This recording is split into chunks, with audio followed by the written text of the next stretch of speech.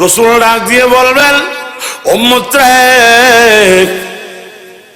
যেই নবীজি 32টা বল্লমের আঘাত শুধু তোদের মায়ার কারণে নিছে,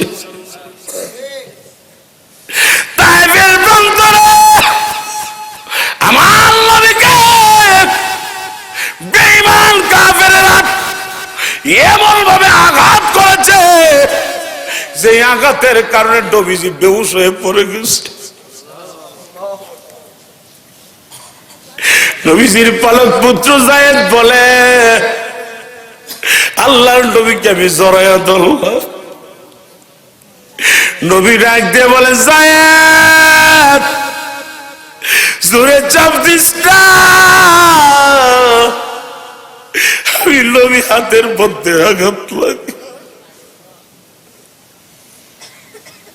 হযরত আনাস বলে, 10 বছর নবীর খেদমতে আমি ছিলাম।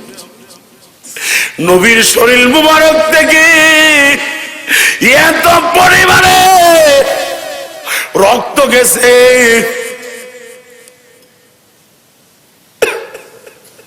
আমি জুতা মুবারকের তলে হাত দিলাম, নবীজির চামড়ার জুতা মুবারক তলে হাত দিয়ে দেখি চামড়ার মোজাগুলা যেইভাবে চট লেগে গেছে রক্তের জন্য। আম্মা জান আয়েশা সিদ্দিকা বলে, এশারের নামাজের পর নবী আমার কামরায় আসলো, বড় ক্লান্ত শ্রান্ত। আল্লাহর নবী আমার উরুতের মধ্যে মাথা মুবারক রেখে নবীজি ঘুমায় গেল। আমি আয়েশা বুঝতে পারছি নবীর একটু খেদমত দরকার। আল্লাহু আকবার। নবীজি বড় ক্লান্ত শ্রান্ত, সারাদিন দাওয়াতের কাজে ব্যস্ত ছিল, পা মুবারকে বড় বড় ঠসা পড়ে গেছে,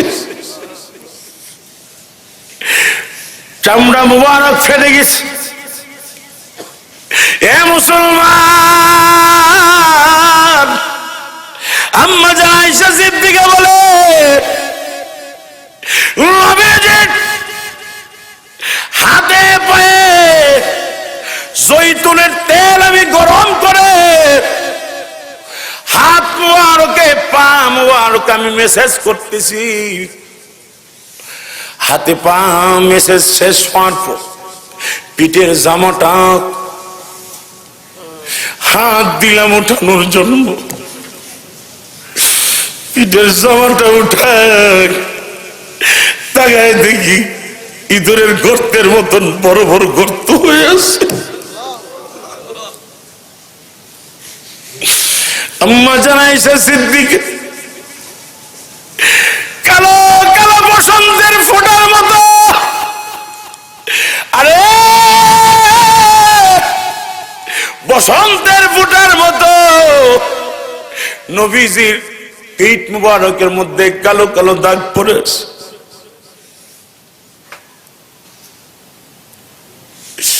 আম্মা জান আয়েশা সিদ্দিকা বিকট শব্দে একটা চিৎকার মেরে ডাক দিয়ে বললেন, আল্লাহর নবী, কোনদিন বসা মাসি আপনার শরীরে বসে নাই, বসন্ত হওয়া তো আপনার শরীরের জন্য হারাম ছিল গো নবী।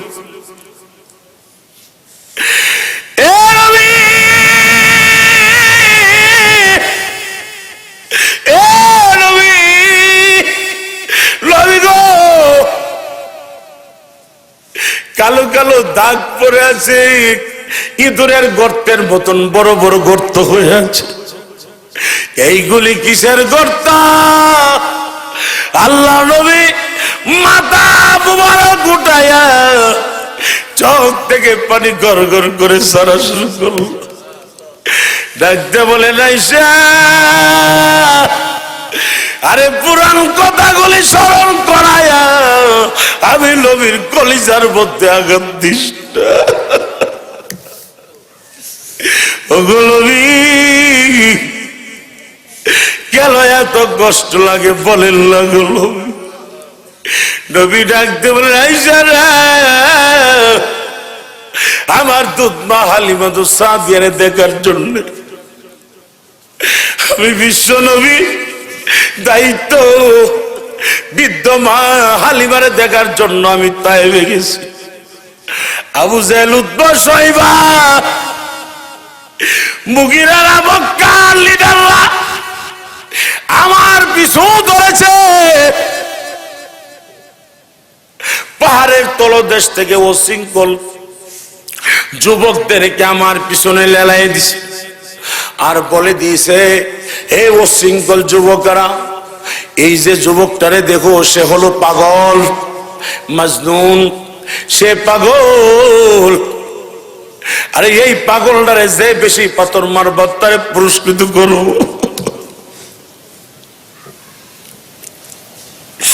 অশৃঙ্খল যুবকগুলি বুঝে না, নবীরা লক্ষ্য করে পাথর মারা শুরু করলো। আমার নবী তায়েফের জমিনে দাঁড়ায় থাকতে পারলেন না, কাইতে নবী পড়ে গেল। নবীর হুশটাই বেহুশ হয়ে গেল। নবী আইসা বেহুশ হয়ে আমি নবী পড়ে যাই। বেঈমান কাফেররা আবার দুই হাত ধরে দাঁড় করায়, বৃষ্টির মতন পাথর মারতে মারতে আমি নবীর আবার বেহুশ করে জমিনে ফেলে আবার পাথর মারা শুরু করলো। এই সারা আমি নবী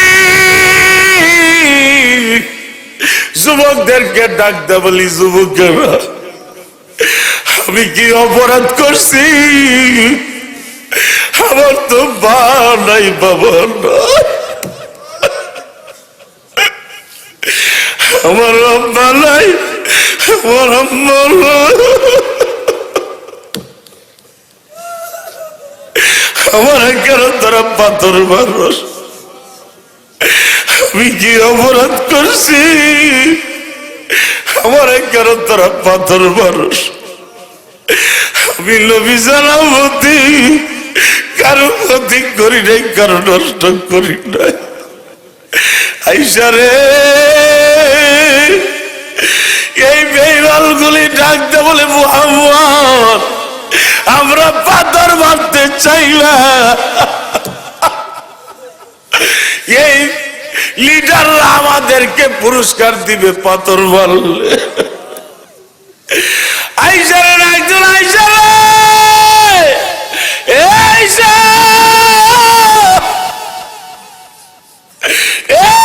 আইসা। আমার বৃদ্ধ মা হালিমা দৌড়ে আসে। হালিমা তো সাদিয়া দৌড়ায় আসিয়া আমি নবীর উপরে এইভাবে লাভ মেরে পড়ল। ডাকতে বলে, যুবকরা,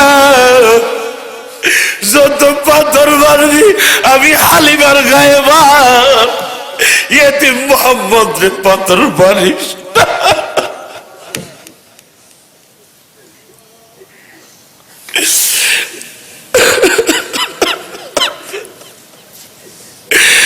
এ মুসলমান,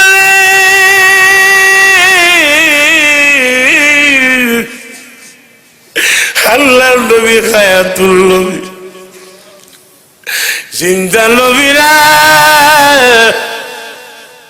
হালিমাতু সাদিয়া জড়ায়া ধরিয়া নবীজিরে ডাকতে বলে, হে মুহাম্মদ, আপনি জানেন না আপনি কোনো অপরাধ নাই, আপনার কোনো অন্যায় নাই, শুধু একটা অন্যায়, আপনি একমাত্র মালিকের দাওয়াত দেওয়ার কারণে। হযরত হালিমাতু সাদিয়া আল্লাহর নবীকে ধরে, আল্লাহু আকবার বলেন, এই চিল্লায়ে বলো আল্লাহু আকবার। আমার নবী হায়াতুল নবী হালিমাতু সাদিয়ারে দেখে মনে হয় নবীজির বামেনারে পাইছে। ডাকতে বলে মা মাগো তুমি বলো না আমার যেন আর পাথর না মারে নবী মুহাম্মদুর রাসূলুল্লাহ ডাকতে বলেন আল্লাহর নবীর দুধ মা হালিমা ডাকতে বলে পাথরগুলি আমি নবীজির শরীর মুবারক থেকে চামড়ার ভিতর থেকে খুঁজতে খুঁজতে বাইর করি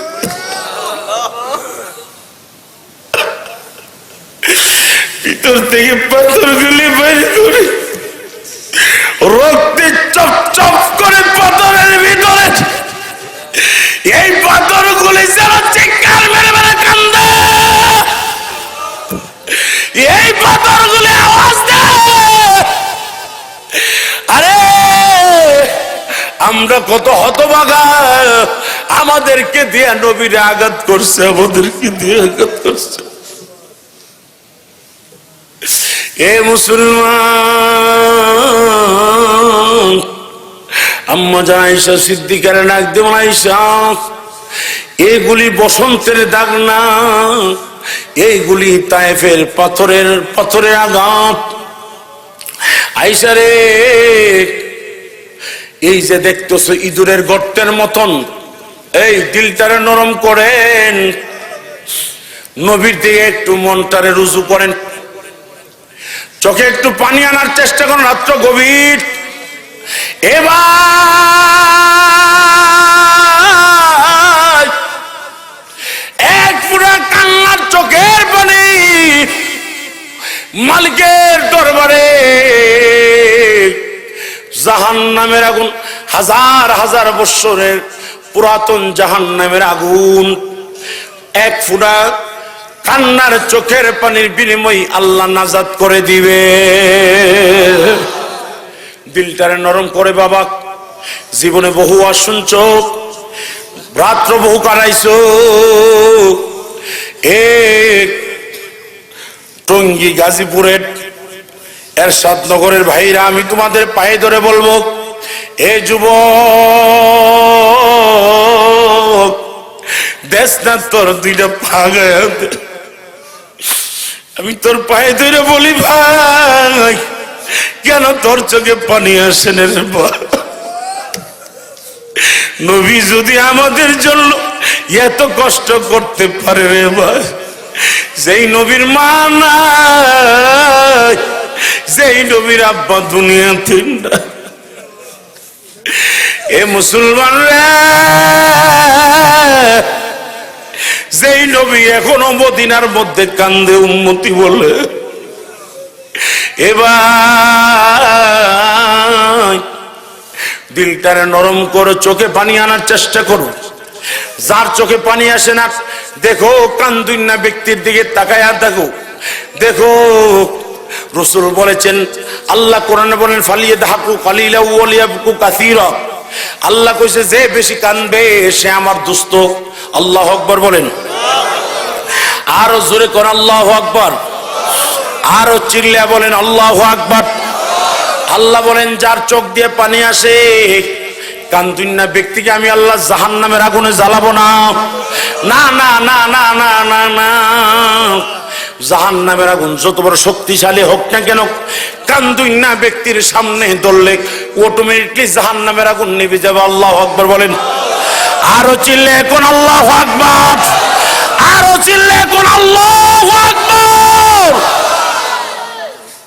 এ বাবা এ যুবক একটু কাঁদ আরে একটু চোখে পানি আন নবীর দিকে তাকা নবীর দিকে তাকা আম্মা জান আয়েশা সিদ্দিকা বলে ওগো নবী এ নবী এই গর্তগুলি কিসের গর্ত আল্লাহর নবী জামাটা উঠাইলেন উঠানোর পরে আরে নবীজির ডান হাতের বাজুর নিচে মোহরে নবুয়ত ছিল কবুতরের ডিমের নাগাদ মোহরে নবুয়ত এই মোহরে নবুয়তের নিচে একটা গর্ত দেখা যায় আম্মা জান আয়েশা সিদ্দিকা বলে আমি আমার শাহাদাত আঙ্গুলটা এই গর্তের ভিতরে ঢুকাইলা আমার নবী ডাকতে বলে আয়েশা, এ আয়েশা আর ভিতরে নিস না, আমার কলিজার মধ্যে ব্যথা শুরু হয়ে গেছে। ওগো নবী, এই গর্তগুলি কিসের গর্ত? আমার নবী ডাক দা বলেন না আয়েশা, উহুদের যুদ্ধে আমি নবীজি রোমানিয়া পাহাড়ের মধ্যে দাঁড়ায় রয়েছি, আমার চাচা বীর আমির হামজা নারে তাকবীর আল্লাহু আকবার বলে, আরে বীরের মতো যুদ্ধ করতে করতে বেঈমানদেরকে কসুকানা করতে করতে সুরুং পথ দিয়ে উহুদ পাহাড়ের তলদেশে সুরুং পথ দিয়ে সামনে বাড়তেছে। আল্লাহু আকবার বলেন, আরো চিল্লে কোন আল্লাহু আকবার, আরো জোরে কোন আল্লাহু আকবার। আল্লাহর নবী রোমানিয়া পাহাড়ের মধ্যে দাঁড়ায় আছে। রোমানিয়া পাহাড়টা হাজী সাহেব যারা আছেন চিনবেন, আমির হামজার কবরের সামনে যে একটা ছোট পাহাড়, যেই ছোট পাহাড়, এই পাহাড়ের নাম হলো রোমানিয়া পাহাড়। এ মুসলমান, আমির হামজা কসুকাটা করতে করতে সামনে বাড়তেছি। এদিক দিয়ে শয়তান যাইয়া আবু সুফিয়ানের কানে কানে ঢাকদা বলল, হে আবু সুফিয়ান, আমির হামজার যদি এইভাবে সামনে বাড়তে দাও, কিয়ামত পর্যন্ত যুদ্ধে জয়লাভ করতে পারবা না। তাহলে কি করতে হবে? এ আমির হামজার পিছনের দিক থেকে হামলা চালাও। তখন তো পিছনের দিক থেকে হামলা চালানোর কোনো বিধান ছিল না, সামনাসামনি যুদ্ধ হবে, চূড়াগুপ্ত হামলা চলবে না। এইটা কোনো তাদের যেইভাবে চুক্তি হয়েছে, চুক্তির ভিতরে চূড়াগুপ্ত হামলা ছিল না। কিন্তু শয়তানের কথা মতো তারা 10-15 জন যাইয়া আমির হামজার পিছনের দিক থেকে এক নাগারে 10-15টা বললাম যখন আমির হামজার পিঠে লাগাইল, লাগাইতে দেরি হয়েছে।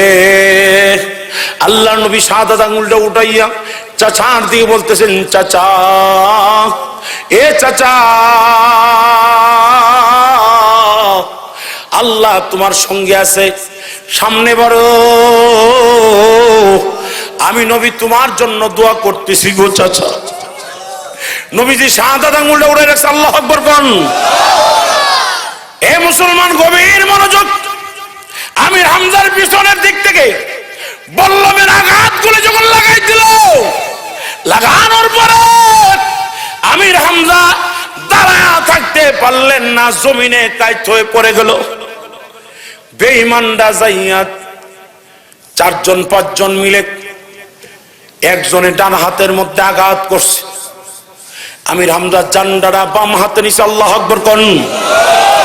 চিল্লে কোন আল্লাহু আকবার, আরো জোরে কোন আল্লাহু আকবার। ডান হাতে যখন জান্ডা ছিল, জমিনে পড়ে গেছে। 17টা বল্লমের আঘাত নিয়ে জমিনে পড়ছে। আরে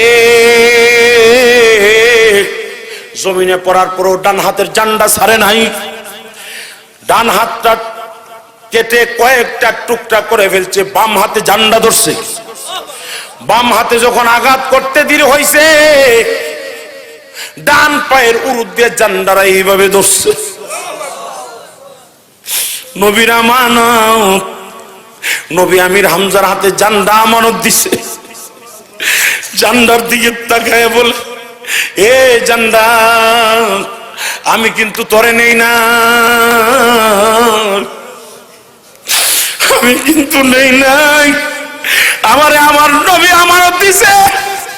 আরে আমানত ঠিক রাখতে যায় নবীর ভালোবাসার সামনে, নবীর মহব্বতের সামনে, আল্লাহর দ্বীনের জন্য, আল্লাহর কোরআনের জন্য আমি এক আমির হামজা কেন, লাখো আমির হামজা প্রয়োজনে টুকরা টুকরা হইয়া জীবনটা দেব, শাহাদাত বরণ করব। আল্লাহু আকবার বলে ডান পায়ের উরুদ দিয়ে চাপ দিয়ে ধরল, ডান পাটা কেটে ফেললো, বাম পা দিয়ে চাপ দিয়ে ধরলো, বাম পাড়ও কেড়ে ফেললো, জিব্বাটা চাট মারলো, কামড় দিয়া জান্ডার এমন মজবুত করে ধরছে। 10 জন 12 জন বেঈমান টানতেছে জান্ডার নিচে ফেলাইতে। আমির হামজা জান্ডার কামড় ছাড়েন, আল্লাহু আকবার বলেন, এ চিল্লে বলেন আল্লাহু আকবার। এ মুসলমান লোক, জান্ডার ফালাইতে পারে না। ওয়াসি যাইয়া গর্দানে বসল। ওয়াসি গর্দানে বসছে, গর্দানে বসছে, গর্দানে ছুরি লাগাই দিছে, গর্দানে ছুরি লাগাই দিছে। আমির হামজা ডাক দিয়ে বলো, ওয়াসি রে, আমার গলাটা কাটবি, এই গলার মধ্যে নবী কতবার সুবহান খাইছে,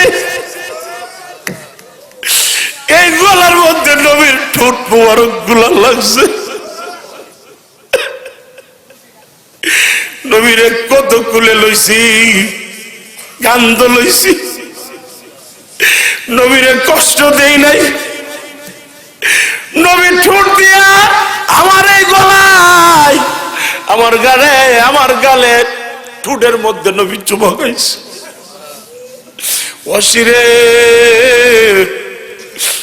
হাসরের মাঠে নবীর সামনে কেমনে জবাব দিবি? নবী যখন জিজ্ঞেস করবে, আমার নবীর সামনে কেমনে জবাব দিবি? শুনলো না, শুনলো না, গর্দানটা আলাদা করে ফেললো। ভাবছে গর্দানটা আলাদা করলে জান্ডারা ফেলে দিবে। হাইরে, জান্ডারা এত মজবুত কইরা কামড়টা ধরছে। আমির হামজা কামড় ছাড়ে না, ছাড়ে না, ছাড়ে না। 5 জন 7 জন বেঈমান গর্দান আলাদা করার পরও কামড় থেকে ছুড়ার জন্য ছাড়ে না, ছাড়ে না। আমির হামজার সিনাডারে ছুরি লাগায় সিনাডার কান্দা ছিঁড়ে ফেললো। আল্লাহর নবীর চোখের সামনে আপন চাচা, যেই চাচা, 2 চাচা নবীর হাতে কালিমা পড়ছে, হযরতে আব্দুল্লাহ ইবনে আব্বাস আর হলেন বীর আমির হামজা। আমির হামজা নবীরে বড় ভালোবাসতো। হাই হাই, এত ভালোবাসতো, আবু জাহেল একদিন নবীরে মারছে। আমির হামজা শূন্য আসছে, ভাতিজার তলোয়ার লইছে, গুড়ার পিছে সর হয়ে গেছে, রওনা হয়েছে। নবীর মাথা মুবারক দিয়ে রক্ত পড়তেছে।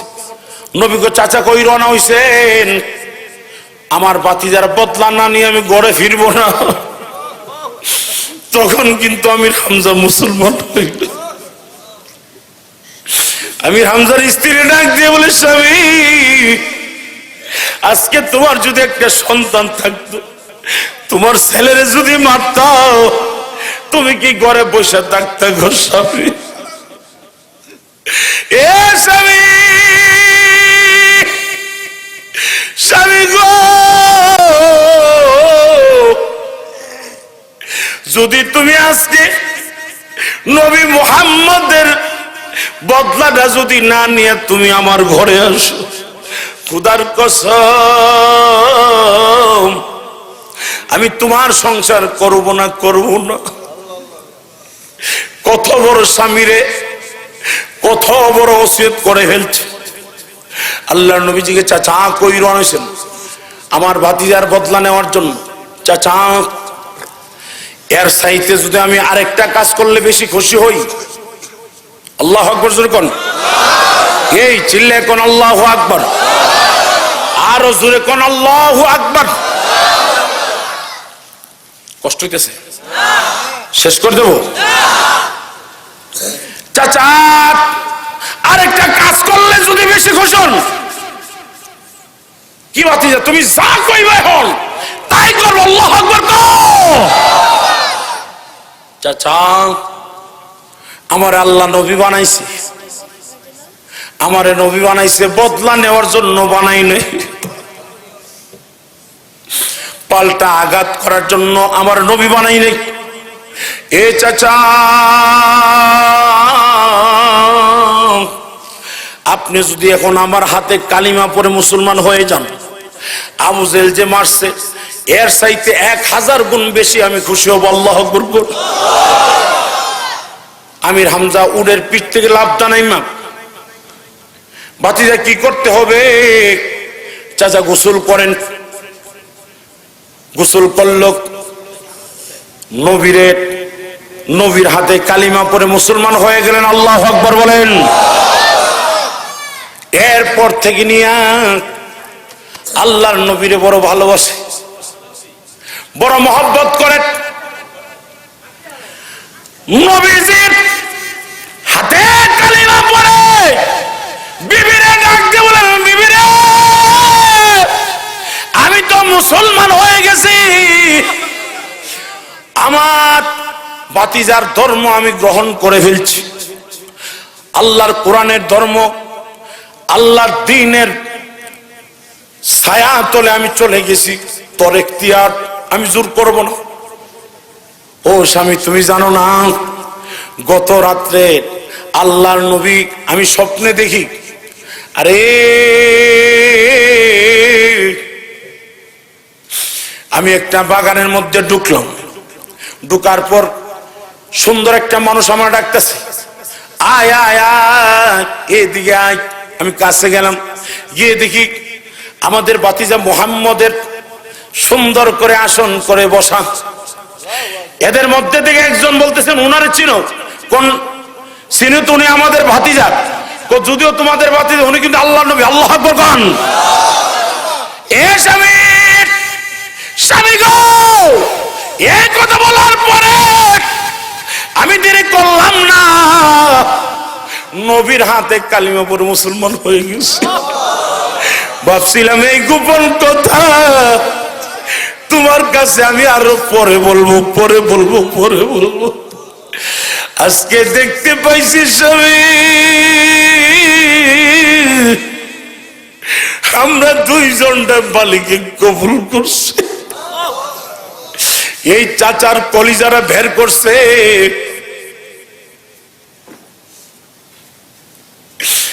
হিন্দা কলিজারা বের করছে, কলিজারা বের করে টুকরো টুকরো করতেছে। নবীরা দেখে ডাক দিয়া বলেন, মুহাম্মদ খাইবা তুমি আমির হামজার কলিজা? আমার নবী ডাক দিয়ে বলেন, আল্লাহ, যেই চাচা আমারে বড় ভালোবাসতো, মোহাব্বত করত, আমার জন্য জীবন কুরবান করলো, আমার জন্য, তোমার কোরআনের জন্য, দ্বীনের জন্য, আরে যেই চাচা শাহাদাত বরণ করলো, এ মালিক আমার চাচারে এই অবস্থায় আমি দাফন করতেছি। আল্লাহু আকবার জোরে কোন, আরো চিল্লে কোন আল্লাহু আকবার। আল্লাহ জানাই দিয়েছেন, ওয়ালা তাকুলু লিমান ইউকতালু ফি সাবিলিল্লাহ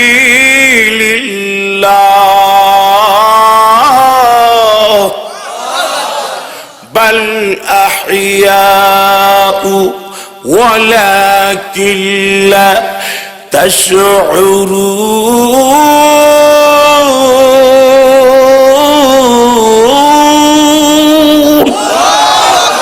আল্লাহ বলেন, নবী যারা আমার রাস্তায় কত্তকেদাল হয়েছে, শাহাদাত বরণ করেছে, এরা মরে নাই, মরে নাই, মরে নাই, জিন্দা জিন্দা। আল্লাহু আকবার কো, আরো চিল্লা কোন আল্লাহু আকবার, আরো জোরে কোন আল্লাহু আকবার। এরা কি? বাল আহইয়া ওয়ালাকিন লা তাশউরুন, হাইয়ুল লা ইয়ামুত। বাহ্যিক দৃষ্টিতে আমরা দেখতে পাই এরা মরণ হয়ে গেছে। আল্লাহ বলেন, এদের কবরে এদেরকে আমি আল্লাহ খানা খাওয়াই। শুধু তাই না, নবীজির চাচা দেহটাকে 70টা টুকরা করেছে। বেঈমান কাফেরগুলি নবীজি রোমানিয়া পাহাড়ে দাঁড়িয়ে আছে, নবীর চতুর্পাশে 10-12 জন 15 জন বেঈমান এসে নবীকে গ্রাউ করে ফেলল। নবীর সামনে 3 জন সাহাবী, হযরত আবু দুজানা, হযরত আবু তালহা, আল্লাহু আকবার, আর একটা বাচ্চা 7 বছরের একটা বাচ্চা সাহাবী যার নাম হলো বশির ইবনে উকবা। সুবহানাল্লাহ। বশির ইবনে উকবা, যেই বশিরের আব্বা 6 মাস আগে বশিরের মা 3 মাস অবস্থায় ইন্তেকাল করছে।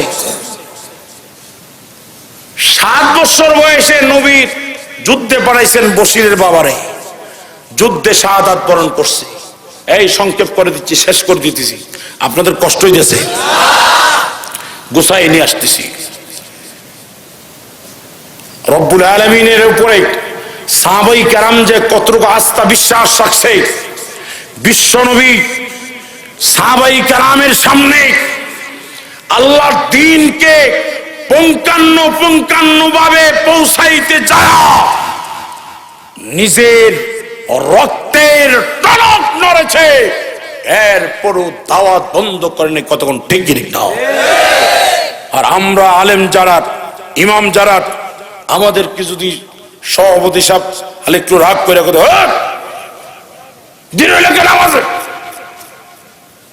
আমরা তো রাগে টিন হয়ে যাই, সেক্রেটারি জানাই, কেশারে জানাই, নেতারে জানাই, সভাপতি আমার সাথে এটা কয়লোকে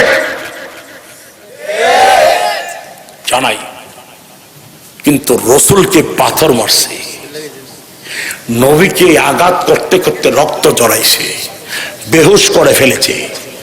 নবীকে জিব্রাইল এসে বলে, নবী আপনি কি রক্ত রঞ্জিত, রক্তাক্ত অবস্থায় আপনি, মাথা থেকে নিয়ে পায়ের তালু পর্যন্ত আপনার অঙ্গ বাকি নাই, আঘাত নাই। ও নবী, আমি জিব্রাইলের কাছে বলেন, আমি জিব্রাইলের 600 পাখা দিয়ে তায়েব বাসীকে ওলট পলট করে তোলার মতন উড়িয়ে দেব। রাসূল বলেন, এ জিব্রাইল, তোমার কাছে সাহায্য চাইলে তাহলে তো আল্লাহ দরকার ছিল না, আমি তো আমার লাগি মার খাইতেছি না, আমি মুহাম্মদকে কেউ মারে না। এই মক্কার লোকেরা ওই শুরু সময় আমার আল্লাহ মিন কইছে, এই জোরে কোন কি কইছে, বিশ্বাসী। আমি এদের আমানত খেয়ানত করি নাই। যখন আমি এদেরকে কুল হু আল্লাহ, যখন একত্ববাদ তাওহীদের দাওয়াত দেওয়া শুরু করলাম, ওই মালিকের দাওয়াত দেওয়া শুরু করলাম, তখন এরা আমারে মারা শুরু করছে। তো আমি কি আমার লাগি মারি খাইতেছি, হের লাগি তো খাইতেছি। হে যদি আমার এই রক্ত দেখা এর মায়া না লাগে, তো তুমি কেডা? আল্লাহু আকবার কোন, এই চিল্লে কোন আল্লাহু আকবার। তোমার কাছে সাহায্য যাবো কেন? সাহায্য চাইলে তো মালিকের দরজা খুলে রাখছে, জোরে কোন ঠিক না?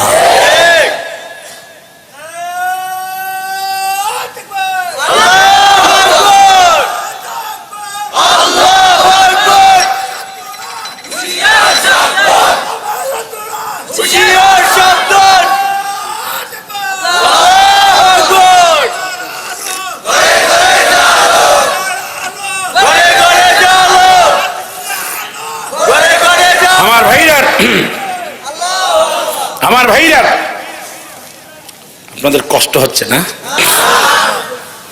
বাবা বাবা অন্তর থেকে বলছি, রাত তো গভীর, 1:30টার উপরে।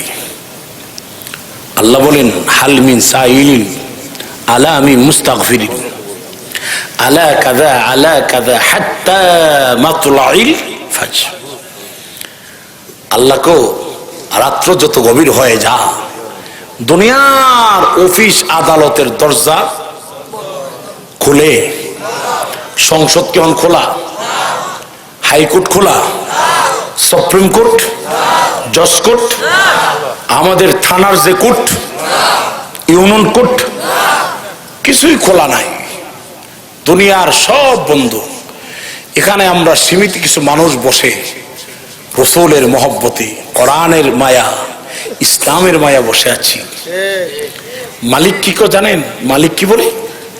রাত্র যত অন্ধকার আচ্ছন্ন আসে, রাত্র যত গভীর হইতে থাকে, আমি আল্লাহর রহমতের দরজাগুলি তত খুলতে থাকি। আমার রহমত তত জমিনে আসতে থাকে,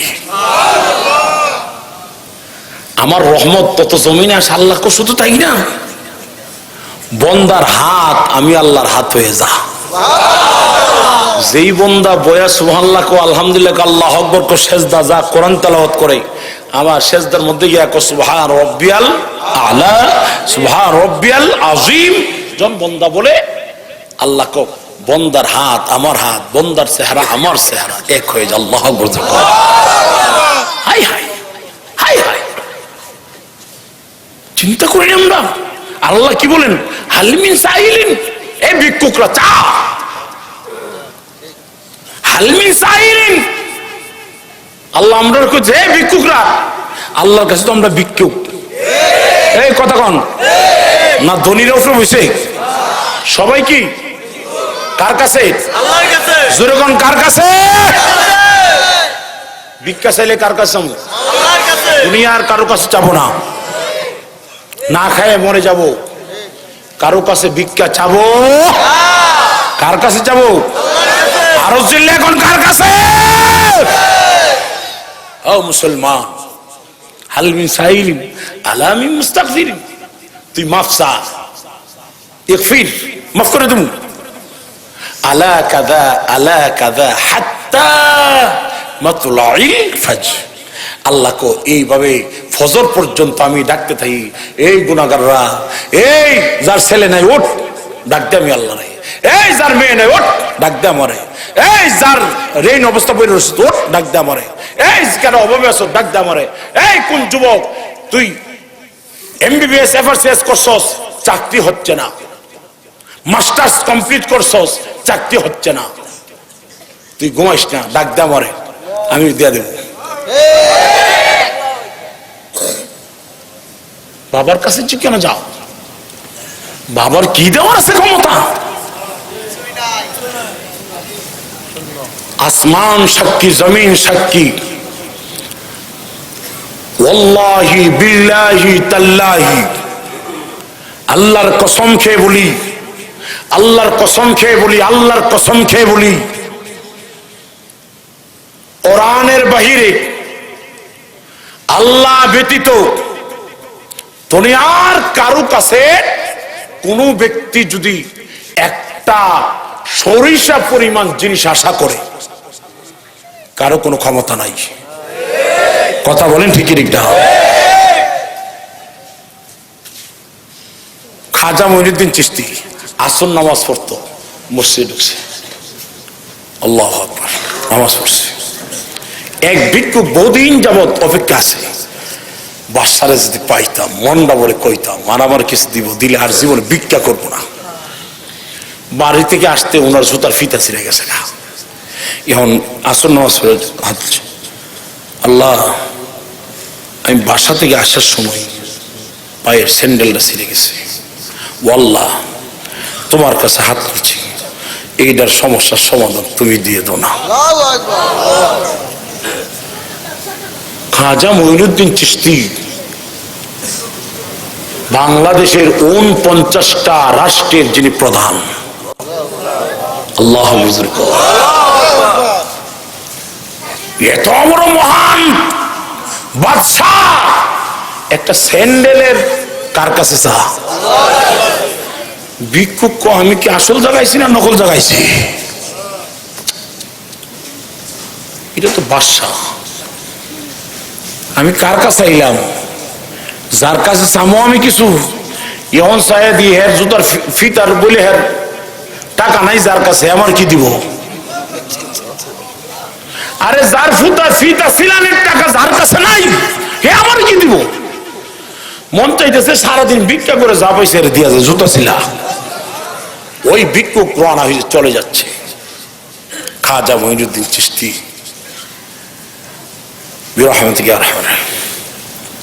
কতক্ষণ ভাবছিল যে একটা লোক তো দাঁড়িয়েছে, লোকটা হন নাই, হাঁটতেছে, একটা জোলনা নিয়ে হাঁটতেছে। আয় প্রতীক দাঁড়াও, দাঁড়া না, আয় প্রতীক দাঁড়াও, দাঁড়া না। এই প্রতীক তুমি কি দাঁড়াইবা না? আমার দারোয়ান পাঠাইয়ে তোমার আনবো। দাঁড়ায় লাভ কি? আমি যে উদ্দেশ্যে এসেছিলাম পুরো হয়ে গেছে গা। আর কি আপনার স্যান্ডেলের টাকা না থাকলে দিয়ে যাবো? দাঁড়াও দাঁড়াও। আরে বোকা, এটা আমার ব্যক্তিগত পার্সোনালি, আমার ব্যক্তিগত কথা। আমি আমার মালিকের সঙ্গে একটু আলাপ করছি। আল্লাহু আকবার। আমার ব্যক্তিগত পার্সোনালি কথা আমি আল্লাহর কাছে বলছি। তোমার সমস্যা নেই, তুমি কি চাইবা আমি রাজদরবার তোমাদের জন্য?